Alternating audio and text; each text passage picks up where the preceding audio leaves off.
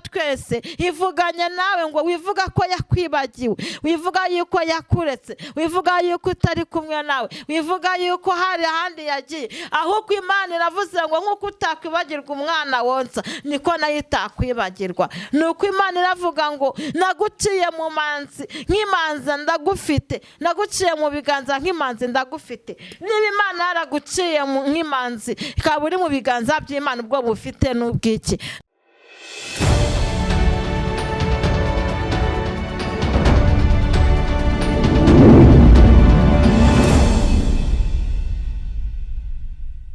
Turabasuhuje mwebwe mukomeje kudukurikirana kuri Mukakarangwa TV.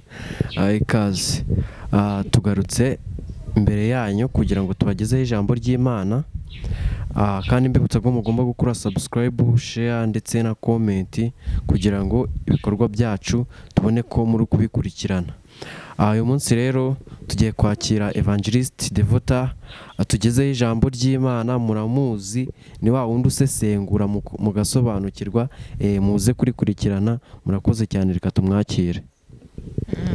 Amina amina. Amahoro y'Imana nabane namwe. Tugarutse imbere yanyu tunejejwe n'Imana cyane kongera kuduha agahe keza ko kumva ijambo ry'Imana. Reka dutangire dusenga. Uherereye hose ngwino tubane. Urakoze Yesu, uri inshuti nziza, watubereye Imana. Inshuti zo mu isi zijya zihinduka ariko ntuhinduka, abantu bajya bahinduka ntuhinduka. Wowe uko wari uri kera n'uyu munsi niko ukiri, ntuhimbazwe. Turagushimiye, haleluya, kuri inshuti nziza. Turagushimiye kuko dukunda kandi kuzaza utazatinda, mu izina rya Yesu Kristo abambwe rimwe gusa, amina. Isezerano ry'Imana yacu ntirizahera, ntirizahera. Witerwa ubwoba n'ibyo ubona byose, shika mugume mu masezerano, shika mugume mu masezerano. Isezerano ry'Imana yacu ntirizahera, ntirizahera. Witerwa ubwoba n'ibyo ubona byose, shika mugume mu masezerano, shika mugume mu masezerano. Aburahamu niwe se wabizera, natwe tugume mu kwizera. Intambara nyinshi n'umuraba mwinshi bituma duhubanganayo, tugate kwizera ariko Imana ituri hafi. Aburahamu niwe se wabizera, natwe tugume mu kwizera. Intambara nyinshi n'umuraba mwinshi bituma duhubanganayo, tugata kwizera ariko Imana ituri hafi, ariko Imana ituri hafi, ariko Imana ituri hafi, ariko Imana ituri hafi, ariko Imana ituri hafi yo. Reka dusome noneho n'ijambo ry'Imana dusanga muri Yesaya ibice 49, turasoma kuva ku murongo wa 8.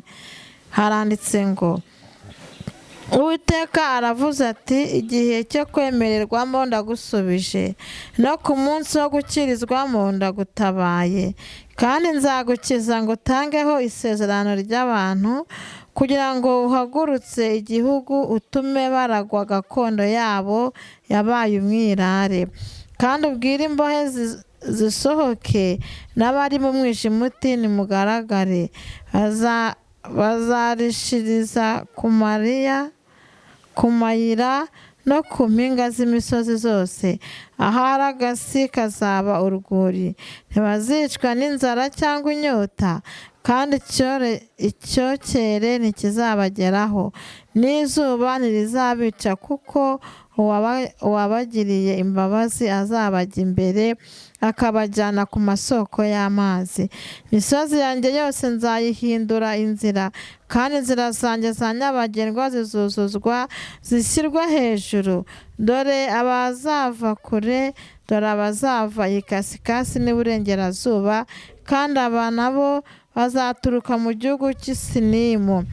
Ririmba wa juru we, nawe wasi we unezerwe, mwa misozi mwe muturagare muririmbe, kuko Uwiteka amaze abantu be umubabaro, kandi abantu barengana azabagirira imbabazi. Ariko Siyoni aravuga ati Jehova yarantaye, Uwiteka aranyibagiwe. Mbese umugore yakwibagirwa umwana yonsa ntababarire uwo yibyariye? Cyakora bo babasha kwibagirwa, ariko njye sinzakwibagirwa. Amina, amina. Ariko ijambo ryo ku murongo wa 16 ryo rikavuga ngo dore nguciye mu biganza byanjye nk'uca imanzi, kandi inkike zawe ziri imbere yanjye iteka ryose. Amina.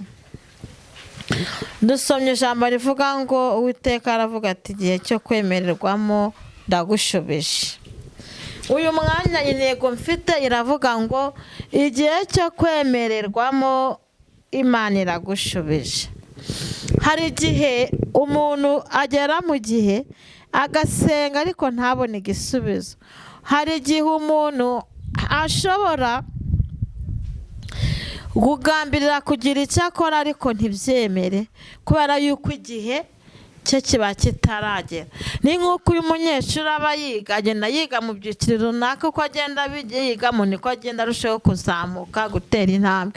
Ariko hari uko abona akazi bitewe n'amashuri afite, ntabwo ariko agenda ahembwa. Aho kuko afite amashuri menshi niko agenda abasha kubona umushahara mwinshi, cyangwa ashobora gushakirizwa cyane. Nuko no dusoma ijambo rikomeye rivuga ngo mu gihe cyo kwemererwamo ndagushubije. Uyu mwanya umaze igihe wari uri mu gihe cyo gusenga, umaze igihe wari uri mu gihe cyo gutegereza, umaze igihe wari uri mu gihe cyo kwihangana, ariko umva uko Imana ivuganye nawe. Imana irakubwiye ngo ugeze mu gihe cyo kwemererwamo, kandi icyo gihe iyo umuntu agikandagiyemo abasha guhita asubizwa. Haleluya. Ngo ugeze mu gihe cyo kwemererwamo ngo ndagushubije. Imana nishimwe. Ese wowe wari uri mu kihe gihe? Wari uri mu gihe cyo gutinda ku musozi? Ese wari uri mu gihe cyo kuzerera mu butayu? Ese wari uri mu gihe cy'ishuri? Ese wari uri mu kihe gihe? Imana izanye ijambo ritubwira ngo mu gihe cyo kwemererwamo iradushubije. Imana ishimwe. Uyu mwanya igihe turimo, haleluya, ni igihe cyo kwemererwamo ku bantu babaye maso. Hari ibigeragezo bitambutse. Imana iravuze ngo nubwo wageze mu mubabaro ukibwira yuko Siyoni nakuretse, ukavuga ngo Jehova warantaye, ngo ntabwo nakuretse. Ngo mbese umubyeyi yakwibagirwa umwana yonyeje? Ngo niba umubyeyi atakwibagirwa umwana yonyeje, ni gute njye nabasha kubibagirwa. Haleluya. Imana ni inyembaraga, Imana ni inyamaboko, Imana data wa twese ivuganye nawe ngo wivuga ko yakwibagiwe, wivuga yuko yakuretse, wivuga yuko utari kumwe nawe, wivuga yuko hari ahandi yagiye, ahubwo Imana iravuze ngo nk'uko utakwibagirwa umwana wonsa niko nayo itakwibagirwa. Nuko Imana iravuga ngo naguciye mu manzi nk'imanza ndagufite, naguciye mu biganza nk'imanzi ndagufite. Niba Imana yaraguciye nk'imanzi ikaba uri mu biganza by'Imana, ubwo bufite n'ubwiki. Ndanyama rivuga ngo wigire ubwoba, akira igihe cyo kwemererwamo, Uwiteka gusubize. Imana nishimwe. Umaze igihe kinini uzenguruka, haleluya, umaze igihe kinini byaranze, ariko akira igihe cyo kwemererwamo. Iyo utarajya mu gihe cyo kwemererwamo nta kintu cyemera. Iyo utarajya mu gihe cyo kwemererwamo inzira zirafunguka bibona. N'uwari kukugirira neza nangwa n'uwari kukurangira akazi ntabwo akubona, ariko iyo ugeze mu gihe cyo kwemererwamo Imana iraza, haleluya, igakora ibisubizo, abantu bose bakamenya ko Imana yaje. Gahunda yawe rero ubwira Imana yawe uti ndagira ngo nanjye ungeze mu gihe cyo kwemererwamo, kuko icyo gihe kiravuga ngo icyo gihe ukigezemo haranditse ngo ndagushubije. Uwiteka aravuga ati igihe cyo kwemererwamo ndagushubije, no ku munsi wo gukirizwamo ndagutabaye. Amina. kandi nzagukiza gutangeho isezerano ry'abantu. Amina. Mu gihe cyo kwemerwa miragushubije. Haleluya, haleluya, haleluya. Ngo kandi no ku munsi wo gukirizwamo Imana iragutabaye, kandi ngo akiri isezerano ry'uko Imana ije kugugira isezerano ry'abantu. Imana nishimwe. Abantu bajya bahagarara Imana igikoresha gusoza amasezerano y'abantu batere haleluya.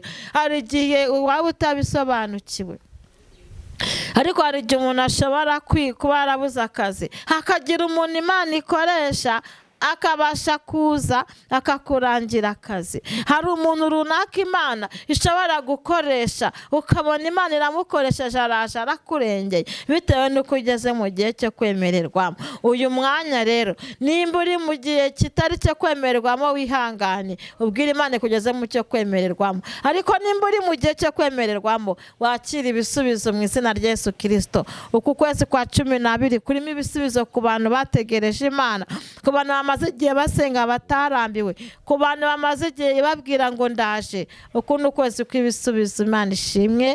Ni igihe cyo kwemererwamo. Nuko rero Yesu abaha umugisha. Ariko kuri uyu murongo wa 13 turavuga ngo ririmba washuriwe nawe wasiwe unezerwe, wa misozi mwe muturagare muririmbe, kuko Uwiteka amaze abantu b'umubabaro.